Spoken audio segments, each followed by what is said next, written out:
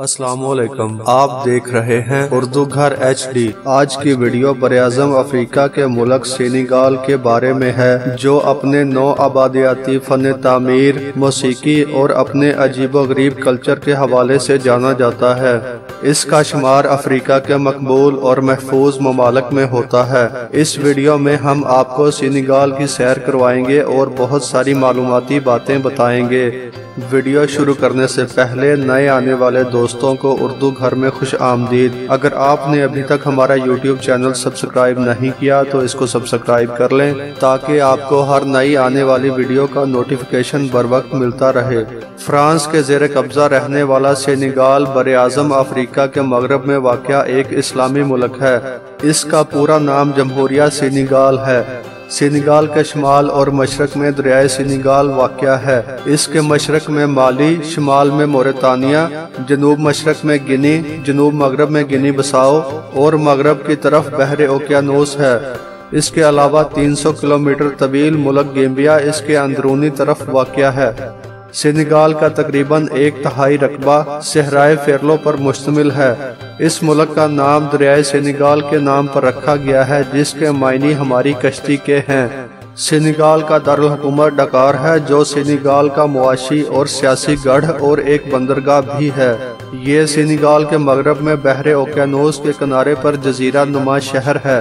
اس کی آبادی 25 لاکھ کے قریب ہے۔ آبادی کے لحاظ سے یہ سینیگال کا سب سے بڑا شہر ہے۔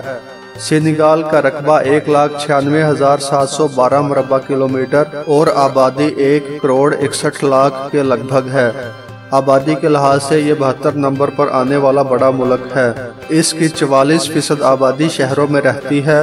سینیگال کے آئین کے مطابق یہ ایک سیکولر ریاست ہے، اس لیے سینیگال کا کوئی سرکاری مذہب نہیں ہے، لیکن پھر بھی مذہبی لحاظ سے سینیگال ایک مسلم اکثریتی آبادی والا ملک ہے۔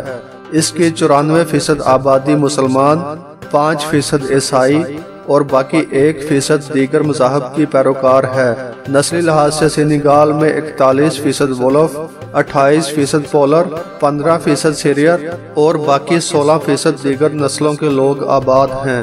سینیگال کی سرکاری زبان فرنچ ہے، جو کہ سینیگال کے صرف 10% لوگوں کی مادری زبان ہے، جبکہ وولف زبان پورے ملک میں سب سے زیادہ بولی جاتی ہے، جو کہ سینیگال کے تقریباً 80% لوگ جانتے ہیں۔ سینیگال کا 44% رقبہ پر جنگلات ہیں اور اس کا 46% رقبہ زراعت کے لیے استعمال ہوتا ہے۔ تعلیمی لحاظ سے شرح خواندگی صرف 57% ہے۔ انتظامی لحاظ سے سینیگال کا 14 حصوں میں تقسیم کیا گیا ہے۔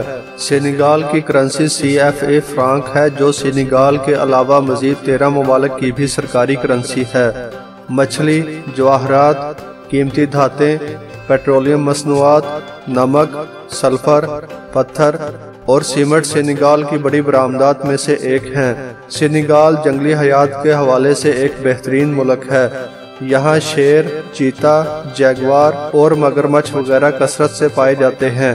تاریخی لحاظ سے دیکھا جائے تو سب سے پہلے یورپین مہمجو 15ویں صدی کے وسط میں سینیگال پہنچے، جن کا تعلق پرتگال سے تھا۔ اس کے بعد دیگر ممالک کے مہمجوؤں نے بھی اس طرف کا رخ کیا۔ یہ سب تاجروں کے روپ میں یہاں پہنچے۔ 16ویں صدی میں سینیگال میں ڈچ اور فرنچ کالونیاں بن چکی تھیں۔ برطانیہ اور فرانس کے درمیان سینیگال پر قبضہ کے لیے کئی لڑائیوں کے بعد آخرکار فرانس نے سینیگال پر قبضہ کر لیا اور سینیگال مکمل طور پر فرنچ کالونی بن گیا۔ 20ویں صدی کے شروع سے سینیگال میں آزادی کی تحریک شروع ہو گئی اور جنگ عظیم دوئم کے بعد آزادی کی تحریک میں تیزی آ گئی، جس کے نتیجے میں آخرکار 4 اپریل 1960 کو سینیگال فرانس سے آزاد ہو گیا۔ اس لیے 4 اپریل کو آزادی کے دن کے طور پر منایا جاتا ہے۔ سینیگال کا قومی اور روایتی کھیل ریسلنگ ہے۔ اس کے علاوہ فٹ بال اور باسکٹ بال بھی سینیگال کے لوگوں کا پسندیدہ کھیل ہے۔ سینیگال کا وقت پاکستان سے 5 گھنٹے پیچھے ہے۔ 18ویں اور 19ویں صدی میں سینیگال بحر اوقیانوس کے کنارے واقع بندرگاہ کی وجہ سے بین الاقوامی تجارت کا مرکز رہا ہے۔ یہ غلاموں، ہاتھی کے دانت اور سونے کی تجارت کا اہم مرکز تھا۔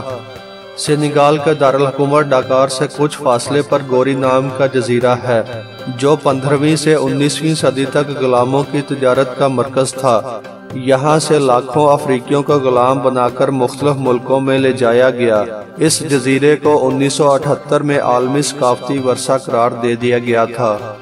آپ دیکھ رہے ہیں اردو گھر HD۔ یہ ویڈیو دیکھنے کا شکریہ۔ اگر آپ کو ویڈیو اچھی لگی ہے تو اس کو لائک اور شیئر کریں، اور اس طرح کی مزید اچھی ویڈیوز دیکھنے کے لیے ہمارے چینل کو سبسکرائب کریں۔ ملتے ہیں انشاءاللہ اگلی ویڈیو کے ساتھ۔ اللہ حافظ۔